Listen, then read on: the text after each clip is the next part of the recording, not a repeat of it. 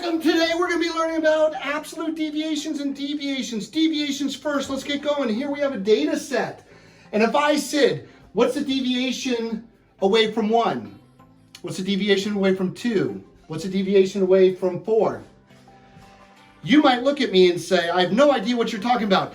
But within the next 3 minutes, you will know exactly what I mean and exactly how to find deviations and absolute deviations. Deal? All right, stick with me for about 3 minutes. I'll try to make it quick. Here we go. Oh no, I'm under time pressure. Now I got to get this done in 3 minutes. All right, here we go.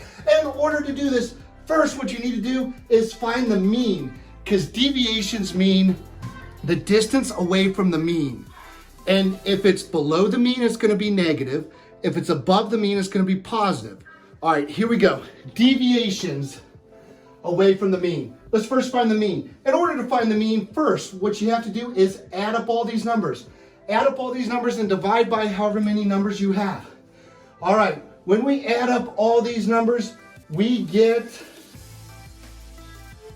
what do we get? 60, I think. We get 60. And 60 divided by however many numbers there are, 1, 2, 3, 4, 5, 6, 7, 8, 9, 10. 60 divided by 10 is 6. All right, here we go. So the mean is 6. The mean is 6. Now, what are the deviations away from the mean, away from 6? All right. What's the difference? 6 to 1, it goes down by how much? It goes down by 5, right? Now it goes down, so the deviations are, that's -5, okay? -5. What's the deviation away from 2? Well, it's from 6 to 2, it goes down 4, so -4. What's the deviation away from 4? 6 to 4, it goes down -2. What's the deviation from 6 to 5? Well, that's a deviation of -1. From 6 to 5, -1. From 6 to 6, that's a deviation of 0. From 6 to 6, that's 0. From 6 to 8, now we're going up. When we go up, that's a positive. So from 6 to 8, that's 2. And from 6 to 9, that's a difference of 3. We go up 3. And from 6 to 14, we went up 8. Hello. Hi, honey. Hi. I'm trying to get this done in 3 minutes. You got some oranges, huh? Yeah. All right. Love you. I love you too, honey. We're going to learn about absolute deviations. Yeah, I would. All right, absolute deviations. We got to take the absolute value. Now, absolute value means the distance from 0. The distance from 0. That's not helping. Sorry. Hi, honey. Hi. Can you draw me a picture later? Yeah. All right, cool. We got to do absolute value now. Okay, so the absolute for absolute deviations, you take the absolute value of them all. I know my water. All right, so the absolute value of -5 is 5. Huddy's going to draw his letter and then go get lunch, okay? God, that's a good job. Guys, look, Hudson drew his letter as H. Give the camera a thumbs up. All right, and an H kind of looks like an absolute value sign. Huddy made a big H. Yeah, you're doing a great job there, Huddy. Great job. All right. Oh, here. Oh, can I use this? I need to use this.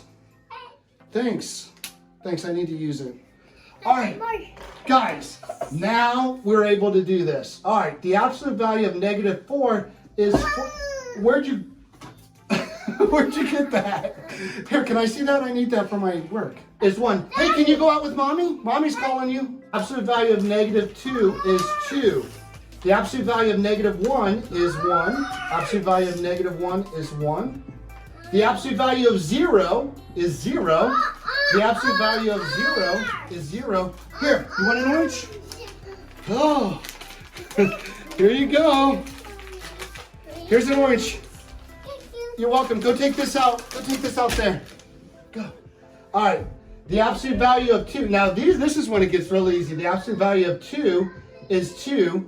The absolute value of 3 is 3. And the absolute value of 8 is 8. So if they want the absolute deviations, you basically don't have to worry about the negative signs, right?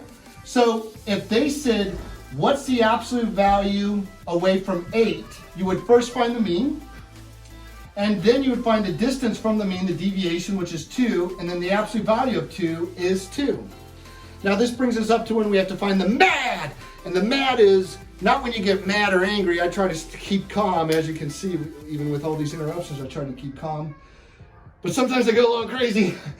With the mad, you got to find the mean of the absolute deviations, and we'll get to that next. Hey, thanks guys. I hope you learned about deviations and absolute deviations. I hope this lesson was under 3 minutes. Let's see if it was.